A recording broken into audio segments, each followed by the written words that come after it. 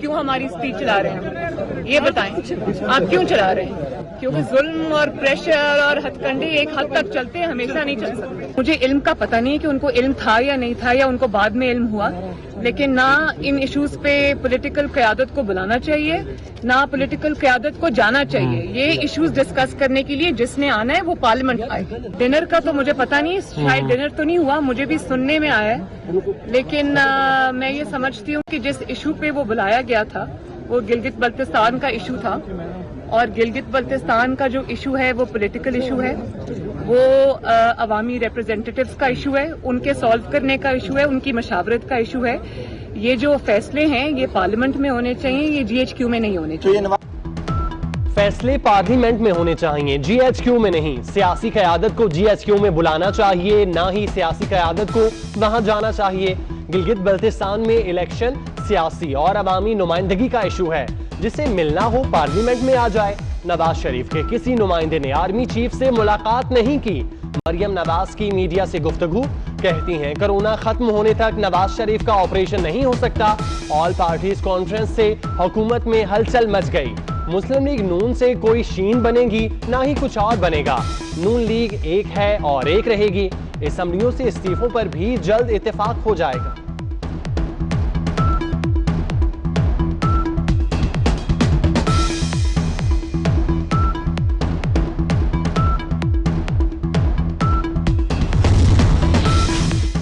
लीगी रहनुमाओं की army chief से एक नहीं दो मुलाकातें हुई। SN इकबाल भी मिले।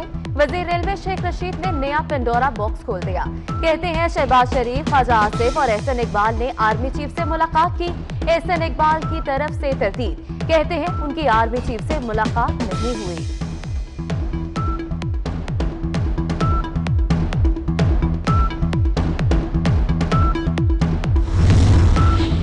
मरियम नवाज और कैप्टन रिटायर्ड सफदर की इस्लामाबाद हाई कोर्ट में पेशी।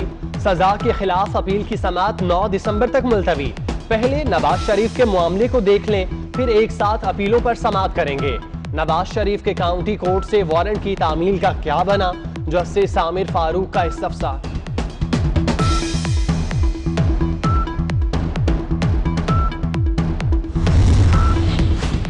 मरियम नवाज का मरी से इस्लामाबाद हाई कोर्ट तक वालिहाना इस्तकबाल। 12 को पहुंचने पर कारकुनों की तरफ से फूलों की पत्तियां निछावर।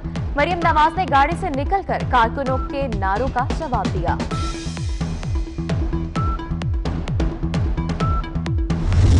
वाकया पुलिस की तरफ से हुआ है। पुलिस हुकाम ने, जो SP हैं जुबैर शेख साहब, उनका रवैया इंतहाई हद तक मेज था। उन्होंने खुद भी मुझे स्टिक मारी और जो अपने बाकी मातहत एहलकार थे उनको कहा कि आप इसे थाने मुंतकिल कर दें। जब ये ऑर्डर हुआ और उन्होंने खुद स्टिक मारी तो उसके बाद तो फिर किसी ने, सब ने यही समझा कि ये हमारा भी हक है, हमारा भी हक है कि एक एक दो दो चपेड़े और जो आए वो हम भी मार लें। तो सब ने अपनी कसर निकाली। उसके बाद फिर गाड़ी में बिठा के मुझे थाने मुंतकिल कर दिया। कांस्टेबल्स का रवैया वही था, उन्होंने घसीटते हुए मुझे हवालात में डाल दिया। हवालात में 1.5 घंटे तक रखा, लेकिन उस दौरान वो किसी बंदे से रब्ता नहीं होने दे रहे थे। मेरे मोबाइल उनके पास थे, वॉलेट, सब चीज़ें उनके पास थी। मैंने बड़ी रिक्वेस्ट की मेरा रब्ता हमारे ब्यूरो चीफ जो चौधरी हैं, चूँकि मैं ऑफिस की ड्यूटी पे हूँ, तो उनसे रब्ता करा दें, लेकिन उन्होंने रब्ता नहीं कराया। आजादी सहाफत पर एक और हमला। मरियम नवाज की पेशी पर कवरेज के लिए आने वाले 24 न्यूज के रिपोर्टर एहतशाम कियानी गिरफ्तार। Chief justice Islamabad high court के हुक्म पर रिहाई मिल गई। पुलिस एहलकारों ने एहतशाम कियानी को तशद्दुद का निशाना भी बनाया। चीफ जस्टिस अतर मिनल्लाह ने रिमार्क्स दिए, ये हालात हैं तो आजादी इजहार पर मुकम्मल पाबंदी लगा दें।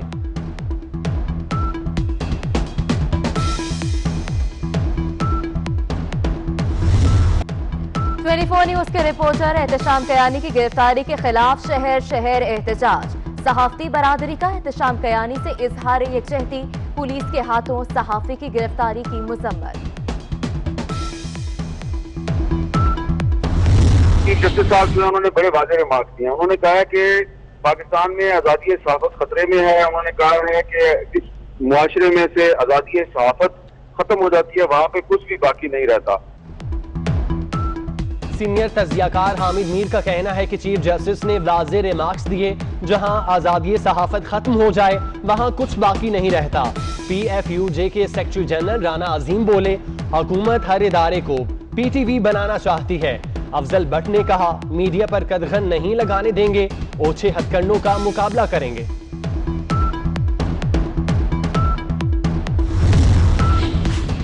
मरियम औरंगजेब का कहना है कि एहतशाम कयानी की गिरफ्तारी अफसोसनाक और शर्मनाक है।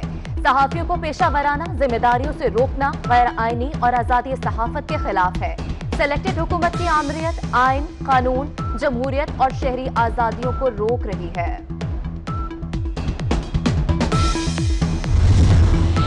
साबिक सदर आसिफ अली जरदारी की रेफरेंसेस खारिज करने की दरख्वास्तें मुस्तरद। इस्लामाबाद की एहतसाब अदालत का फर्द जुर्म आयद करने का हुक्म। साबिक सदर की अबूरी जमानत में 15 अक्टूबर तक तौसी। तमाम मुल्जिमान 28 सितंबर को तलब।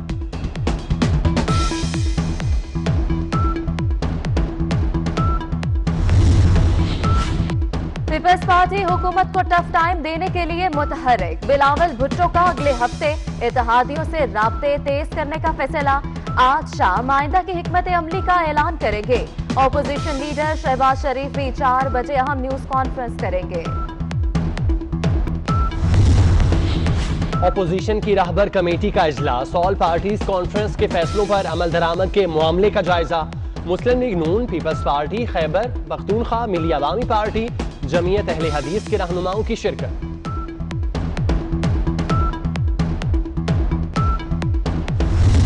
मालिक कोई नहीं है, वाला मालिक आपका रवैया है, आपका सोच, आपकी उदार जो आपने उस खातून के बारे में बात की है। सर मेरी बात सुनो। आपकी तो सोच का वहां से अंदाजा होता है। ये बड़ी बात है, ये बड़ी बात है।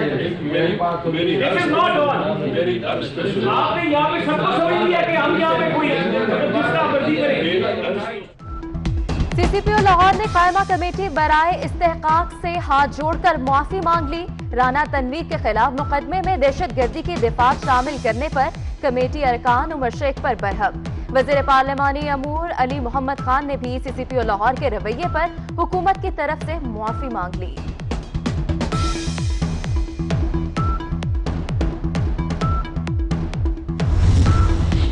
ऑपोजिशन लीडर शहबाज शरीफ 69 बरस के हो गए। पार्टी रहनुमाओं और कारकुनों की तरफ से मुबारकबाद के पैगाम। लाहौर में ख्वाजा इमरान नजीर, परवेज मलिक और दीगर लीगी रहनुमाओं ने केक काटा। मरियम नवाज ने ट्वीट किया, मुबारक उस शख्स को जिसने कौम की अनथक और बेगर्ज खिदमत की। मुबारक उस शख्स को जो बदतरीन सियासी और जाती इंतकाम के बावजूद भाई से वफा की मिसाल बना।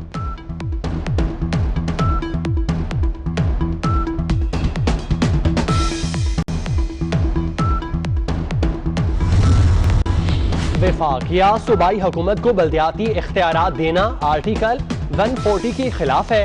वफाकी और सूबाई हुकूमतें इख्तियारात की मुंतकिली से हिचकिचा रही हैं। जो हुकूमत में हो तो इख्तियारात देने को दिल नहीं करता। मकामी हुकूमतों का होना किसी की पसंद नहीं बल्कि लाजमी है। कराची में लोग सड़कों पर मर रहे थे, पानी घरों में दाखिल हो गया था। गोश्त मुलाजमीन अरबों रुपए की तनख्वाहें खा रहे हैं। केस की समाअत के दौरान चीफ जस्टिस ऑफ पाकिस्तान के रिमार्क्स।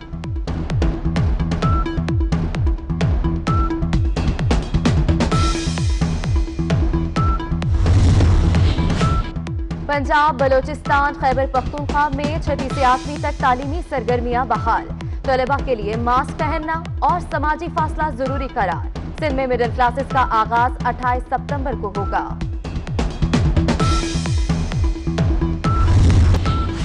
सिंध हुकूमत का बड़ा फैसला, 3 मराहिल में 37,000 असातिज़ा भर्ती करने का फैसला। भर्तियों का अमल दिसंबर से शुरू होगा। पेशावर की बीआरटी बसों की खरीदारी में बेज़ाब्तियां। ऑडिटर जनरल पाकिस्तान की रिपोर्ट में भांडा फूट गया। ऑडिटर जनरल के जिम्मेदारों के खिलाफ सख्त कार्रवाई की सिफारिश। अरबों रुपए की 51 बसें मंसूबा मुकम्मल होने से 2 साल कबल खरीदी गई थीं। तमाम बसों की बैटरियां खराब, 9 बसों की हालत भी खराब। रिपोर्ट की कॉपी 24 न्यूज पर। कराची क्लिफ्टन ब्रिज के करीब रुकावटें लगाकर सड़क बंद करने पर सिंध हाई कोर्ट सूबाई हुकूमत पर बरहम। सेक्रेटरी दाखिला डीजी रेंजर्स से जवाब तलब। रेंजर्स ने सिक्योरिटी खदशात पर बंद किया होगा। एडिशनल एडवोकेट जनरल का मुवक्किफ जस्टिस मोहम्मद अली मजहर ने रिमार्क्स दिए, सिंध हुकूमत हर चीज दूसरों पर डाल देती है।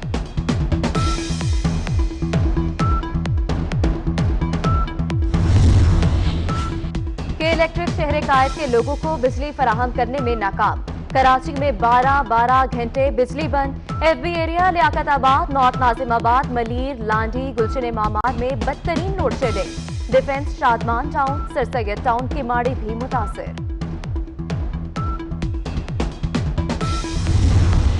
कश्मीर में गुड्डू थर्मल पावर स्टेशन के स्विच यार्ड में धमाके से आग लग गई।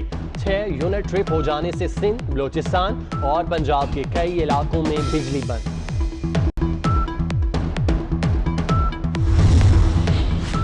लाहौर में आटे की बदस्तूर किल्लत। मार्केट में 80 रुपए किलो फरोख्त, 20 किलो का थैला 860 की बजाय महंगे दामों मिलने लगा।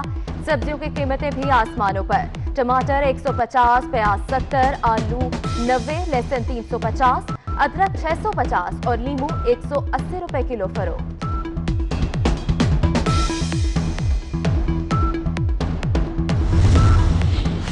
दुनिया भर के मुसलमानों के लिए खुशखबरी।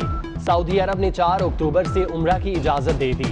सऊदी वजारत दाखिला के मुताबिक पहले मरहले में 6000 सऊदी शहरियों को इजाजत होगी। दूसरा मरहला 18 अक्टूबर को शुरू होगा। गैर मुल्की मुतम्मरीन 1 नवंबर से उम्रा अदा कर सकेंगे। मार्च में कोरोना वबा के बायस उम्रे पर पाबंदी लगाई गई थी।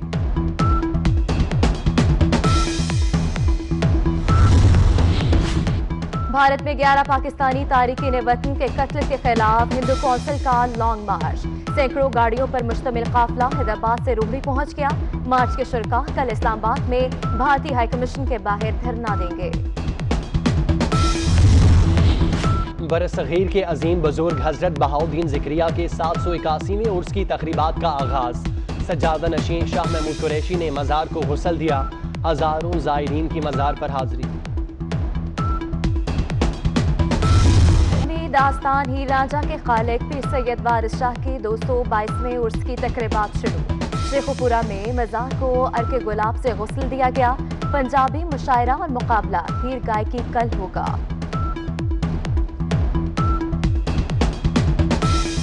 फैज किसे नहीं पाया कि करते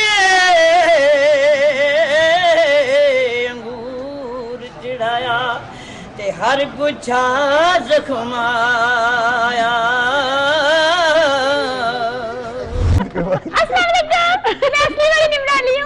कैसी हो? मैं बहुत ठीक हूँ। मैं पहले ठीक नहीं थी। जब मैं इंटरव्यू देकर आई ना, मुझे सबने कहा निम्रा तुम्हें पता तुम्हारी कितनी बेइज्जती हो रही है, सारे इतने बुरे बुरे कमेंट्स कर रहे हैं। मैं क्या अच्छा तो मैं क्या करूँ, इंटरव्यू था मैंने दे दिया। अब लोगों के मुंह थोड़ी ना मैं पकड़ सकती हूँ। वो तो अच्छे से अच्छे भी पता है टिकटॉक पर ना एक जन्नत मिर्जा आती है। टिकटॉक पर ना एक जन्नत मिर्जा आती है। वो इतनी अच्छी टिकटॉक बनाती है। जुल्कुर नैन इतनी अच्छी टिकटॉक बनाता है, सबको बुरे बुरे कमेंट्स करते हैं। मैंने कहा मैंने तो फिर इतनी अच्छी बातें की है, यहाँ भी वो लोग ये बातें करेंगे। और जियो तो निम्रा के जैसे सिटी न्यूज नेटवर्क के प्रोग्राम से मशहूर होने वाली निम्रा बनी 24/9 की मेहमान। निम्रा की चुलबुली बातों से सब खुश हो गए।